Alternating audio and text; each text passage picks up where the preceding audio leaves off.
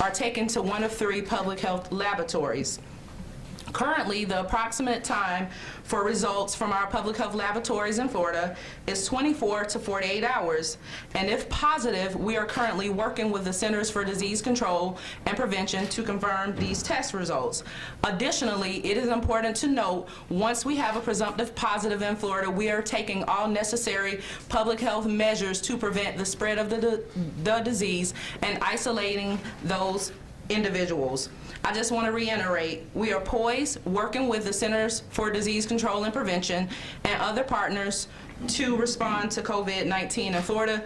It is important to note that the risk to the public is low at this time. Great. Thanks. Anybody have any questions? Governor? Yes. Can you confirm whether the hospital in Sarasota is currently quarantined, and if so, do you know if that number of workers is 80? So, I mean, I don't think the entire hospital is, but so this was an individual that was in, he had a lot of underlying conditions. He had interaction with different healthcare professionals. Once the guidance changed, where he was then in the window, he was tested, and then all the protective measures were taken. Then once he tested presumptively positive, there was an epidemiological investigation. So all those people are being traced. I think many are in self-isolation. Obviously, if any develop symptoms, they'll be tested. So one of the things that we've had some of the hospitals ask us is, okay, you know, if our professionals are exposed, they're going to take the necessary precautions, but we could end up shorthanded. So I think that's an HCA hospital. So I'm looking at ways to waive in some of the out-of-state requirements so that they can surge some people from areas where maybe they weren't as affected. So we're looking to be able to help them with that, absolutely. So it's fair to say a part of the hospital is under quarantine, but you don't have a number of them? I don't think, it's not fair to say that part of the hospital, just some of the employees, correct? Yeah. Yeah. Yeah. Yeah. Can we do a Spanish and English answer? Oh, yeah. Oh, okay. So my question is, will the state cover the tests the cost of the test for those who think may be infected? Okay, do you want to give the English answer on this one? Yeah. So the COVID-19 tests that are sent to the public health laboratories does not have a cost. No hay un costo con lo que es el laboratorio, las muestras de laboratorio que mandan a los 3 centros que son en Miami, Jacksonville y Tampa. Esas muestras de laboratorio no tienen costo. Are there any answers as far as how long after possibly contracting the virus will you be contagious, or is it, I know the quarantine is 14 days to show symptoms, but... And on the front end too. On the front end and on the back. Yeah, thank you. This is a new virus that we are still learning about. There's a possibility of individuals spreading the virus before they become symptomatic. For the flu, typically individuals who shed virus for a day or 2 beforehand. We don't know exactly for this. And then the other question you're asking, after somebody has COVID-19, how long do they shed the virus for? Again, this is an unanswered question, but typically when individuals have respiratory infections and they're no longer symptomatic, they stop shedding, but we don't have the full answers on this. Thank you. We'd also like to, just with the, in terms of, you know, we encourage people to get flu shots. Symptoms are similar. You know, if we end up in a situation where people are surging in to seek medical care, if most of those people are flu, and that could have been prevented, then that obviously lessens the resources. And so we have, those are available for folks. Now we are obviously hoping that, I think the flu is going to start dissipating a little bit as the weather gets warmer. We don't know whether COVID-19 will do that. Hope so, but we don't know. But certainly to have fewer flu cases in Florida, I think helps our ability in terms of combating the spread of COVID-19. Any guidance on big gatherings, especially with Ultra and spring break coming up? Spring break, both of you wanted spring break? Oh. Yeah, no, it's a concern. So we've you know, been in contact with all the universities. We have a lot of people who go over to places like Italy, studying abroad, but then now is kind of the spring break, so a lot of people are coming back for that. And it's obviously a concern. And so Dr. Rivkees has worked with Commissioner Corcoran, the Board of Governors. So there's guidance in place on that, but we'd obviously say, I mean, if you're coming back from a place in Italy that's had an outbreak, particularly if it's spring break, you know, stay at home. Follow the instructions, follow the guidance, because when you're in a place like a university, you know, going back into that, that obviously could create a potential for outbreaks. So just be cautious about what you're doing. But when did he check into the hospital? How many days were in the hospital before? Was he on last Monday, or do you know which day? Yeah, the gentleman who was hospitalized, he was hospitalized for about 5 days Before the test? I mean, before Saturday or before yesterday? before he was tested. With the During the amount of governor's international call? travel here in South Florida, is there any particular concern that you have because of all that international travel and the mixing within the community? Well, obviously, I mean, you guys know, we have 125 million visitors a year here. I mean, there's just, you have people coming, whether it's plane, whether it's driving down. I think what the administration did with the restricting the Chinese travel has been very helpful. And I think both Dr. Rivkes and I, when we met with the Vice President, we strongly advocated for stronger measures with respect to Italy. And so now what they're going to be doing is they're going to be screening prior to boarding in Italy, and then also on the back end. And then those who are potentially symptomatic can be put into self-isolation. So yeah, I mean, it's just a concern because we're in an interconnected world. But I think if they continue with the areas where you've had outbreaks and you have measures in place, I do think that will make a positive difference for us. Any recommendation on medications that you can have in your home should you end up with this illness and in your home for 14 days? Any recommendation in terms of lessening the severity of the symptoms? And also food. Some South Floridians are preparing us if this was a hurricane. Scott?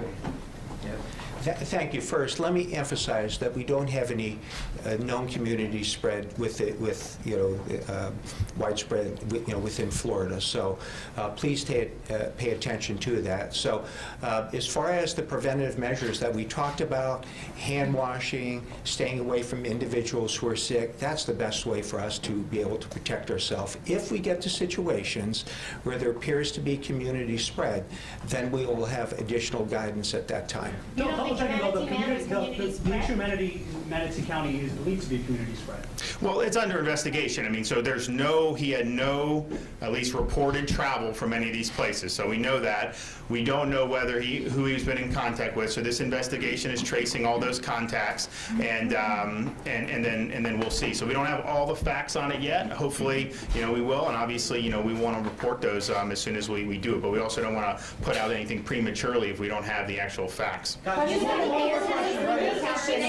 Did anything come up in the call with Mr. Pence about protective equipment that Sure. the health departments have, and also specialized hospital rooms, whether there will be enough?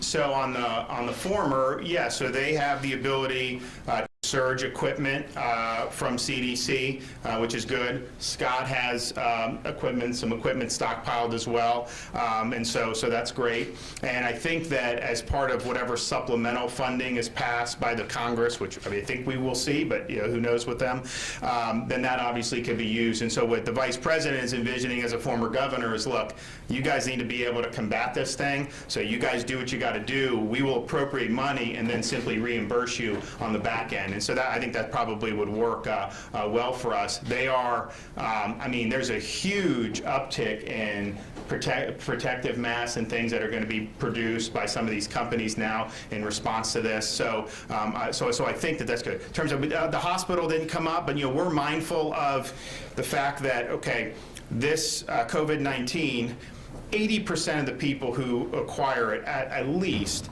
are not going to require hospitalization. I mean, they're going to be relatively mild symptoms. You have this guy in Manatee had some serious underlying conditions, so he was hospitalized anyways. And then you have, and then people that are elderly, obviously. And so, in terms of going to the hospital, we're not recommending just the average citizen, if they start coughing, just show up in the emergency room. That's not going to be the most effective way to be able to limit the spread of this. Question for the mayor. Any concern that the Vice President was in any way exposed during his visit to Florida?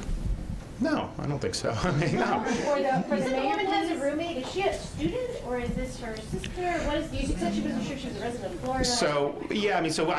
That's why I want to make sure we have all the facts. So we think that her sister either traveled with her or was exposed when she came back, who's a resident of California. But we also heard reports that she had a roommate as well. We're not sure whether she traveled, and so we think there's probably 2 people who were exposed. And so if the sister, for example, tests positive, just so you know, that will be a California positive, just that's the way they do it if that's the residence. But they're in self-isolation now, and you know, we will be getting test results back hopefully within the next day or 2, right? Is that what you anticipate? Yep. So Mayor. You were concerned last time you met with us about not being able to do the test locally. In Spanish, have those concerns been alleviated after meeting with the governor? ¿Se pueden hacer ya las pruebas localmente sin tener que llevarlas a Tallahassee? Sí, no tengo esa misma preocupación. Estamos comunicando con el gobernador, todas las agencias del estado de la Florida. Acuérdate también que esta no es la primera vez que tenemos este tipo de evento aquí en el condado de Miami-Dade. Hace 2 años tuvimos el Zika y siempre estamos cooperando con el estado, con el gobernador, y nosotros fuimos el único gobierno que paró el Zika. No estoy diciendo que eso se va a parar aquí, pero esa cooperación con el estado de la Florida, con el Centro de Enfermedades Federales, es vital para nosotros aquí en el condado de Miami-Dade. No estoy preocupado ya porque ahora tenemos un laboratorio aquí que está haciendo las pruebas. Así que para mí eso es buena noticia.